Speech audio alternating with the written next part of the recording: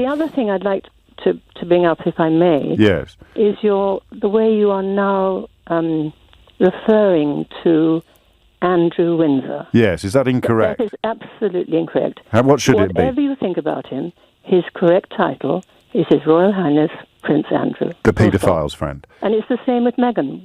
Everybody seems to refer to her as Meghan. She's not Meghan. She's now the Duchess of Sussex. Well, she's whoever she wants to be.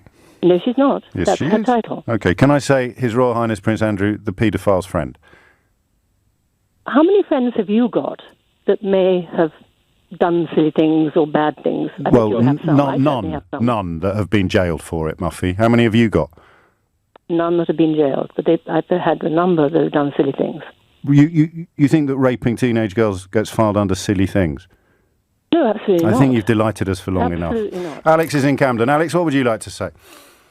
I think this is a witch hunt on Prince Andrew and Jeffrey Epstein. I think this is anti-Semitism.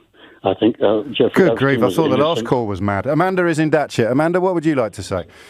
Hello there, yes. I just want to know, is it fair that we blanket the whole royal family for one member's actions? If somebody in my family did something wrong, would it be fair that everybody dissed my whole family for their actions? I don't know that anyone is doing that, are they? Well, I think that's what came over last night on the TV, was that, well, let's listen to it again. Let's listen to it again. Is the monarchy fit for purpose? Jeremy Corbyn. Needs a bit of improvement. Mr Johnson. The institution of the monarchy is beyond reproach. Where's the sort of tarring everyone with the same brush thing there? First of all, I think Jeremy Corbyn is in no position to... No, I didn't ask you that. I asked you, where's the tarring everyone with the same brush bit there in what I just played Well, I think the monarchy needs some improvement, does it? I think it does. So you're agreeing with Jeremy Corbyn?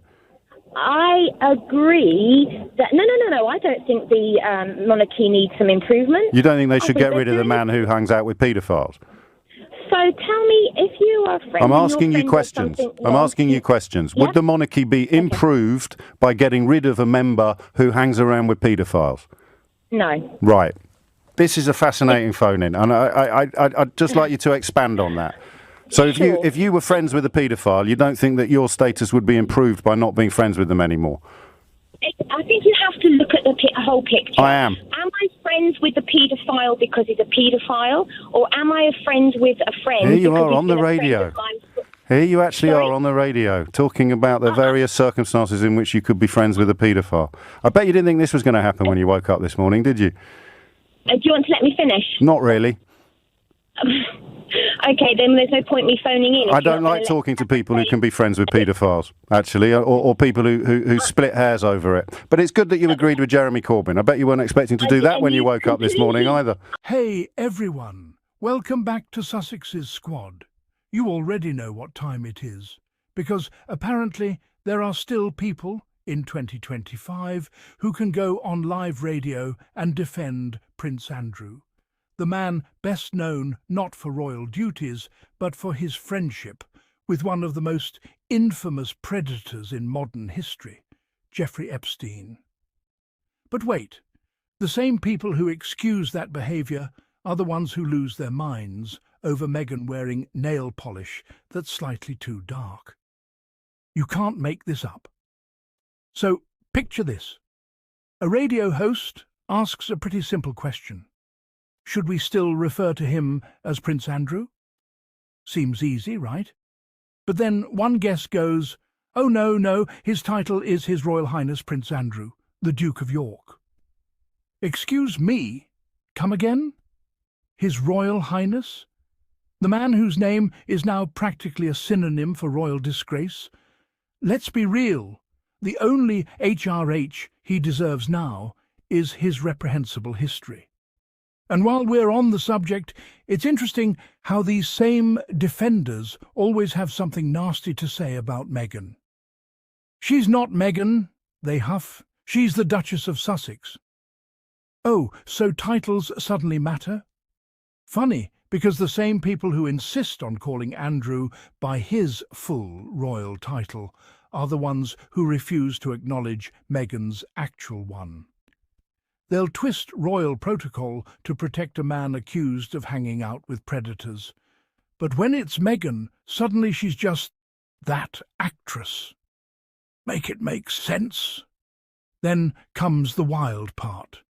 Someone on that show actually says, and I wish I was kidding, that the outrage against Andrew and Epstein is a witch hunt. A witch hunt? Really?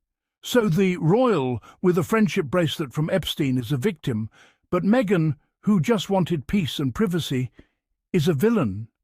The mental gymnastics here could win an Olympic gold medal. One caller even said this was anti-Semitism. Excuse me? We've now entered the twilight zone. What on earth does that have to do with Epstein's crimes? This is the kind of nonsense that happens when people will bend logic into a pretzel just to protect their outdated idea of the firm. Another caller tried to argue that we shouldn't blame the whole family for one member's actions. Sure, fair point, if the family didn't keep covering for him. But let's be honest, the royal family didn't exactly rush to distance themselves from Andrew. In fact, for the longest time, they acted like nothing happened. Meanwhile, when Meghan dared to say she felt suicidal because of the pressure, they didn't even check in on her. They let the tabloids tear her apart day after day. So, let's get this straight. Prince Andrew gets protection, excuses, and silence. Meghan gets headlines like, "Meghan ruins the monarchy." The hypocrisy is blinding. This is the same institution that let Prince Andrew quietly pay millions to make a lawsuit disappear. Yet somehow they're still obsessed with how Meghan and Harry paid for their security. It's mind-blowing. The royal PR machine will fall over itself to humanize Andrew. He's a man who made mistakes. Oh, please. If Meghan had even sneezed in Epstein's direction, we'd still be seeing it on front pages in 2025. Let's call it what it is. The royal system protects its own, as long as its own looks and behaves the way they want. And Meghan? She broke the mould. She spoke her mind, loved freely, worked hard, and refused to dim her light to fit their outdated traditions. That's what really scared them. You know what's funny? The people who scream royal tradition when Meghan does anything unconventional are the same ones who shrug off Prince Andrew's scandals as private matters. If the monarchy really stood for integrity and accountability, Andrew would have been stripped of every title the day his name appeared in those documents. Instead, they protect him and smear Meghan for existing. So, no, it's not blaming one family member, it's pointing out how the entire system bends to protect privilege and crush anyone who dares to disrupt it. I swear, if I hear one more person say Andrew's misunderstood, I might just apply to be a royal spokesperson myself, because clearly you don't need logic, just a straight face while saying the most absurd things. Your Majesty, yes, the Duke of York may have hung out with Epstein, but let's focus on Meghan's avocado toast scandal instead. Seriously, the same tabloids that wrote 3-page think pieces about Meghan's breakfast choices suddenly go mute when it's Andrew's friendship with a convicted sex offender. The selective outrage is unreal. And yet, every time the monarchy gets dragged into another scandal, they trot out the same old excuse. The institution is beyond reproach. Beyond reproach? Sweetheart, it's beyond believable. If this institution wants to stay relevant in the modern world, it needs more than PR statements and pearl-clutching about tradition. It needs transparency, accountability, and maybe, just maybe, to stop punishing the only royal couple that actually connects with real people.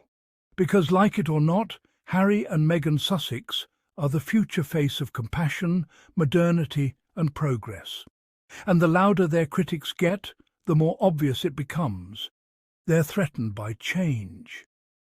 So, next time someone tries to defend Prince Andrew or insult Meghan, remind them of this. Harry and Meghan didn't leave the royal family. They left the hypocrisy. They left a system where friendship with predators gets brushed off, but marriage to a biracial woman is treated like treason. And that's why the Sussexes will always have the people's support, because they chose integrity over image and love over power. All right, squad, I've said my piece, but now I want to hear yours. What do you think about these royal double standards? Are you as tired as I am of seeing Meghan dragged for breathing while certain royals get away with everything? Drop your thoughts in the comments below. Let's get the conversation going. And if you love what we're doing here on Sussexes Squad, don't forget to subscribe, hit that notification bell, and support the channel through Buy Me a Coffee. Every bit helps us keep shining light on the truth and defending our faves from royal nonsense. Until next time, stay bold, stay kind, and as always, stay Sussex strong.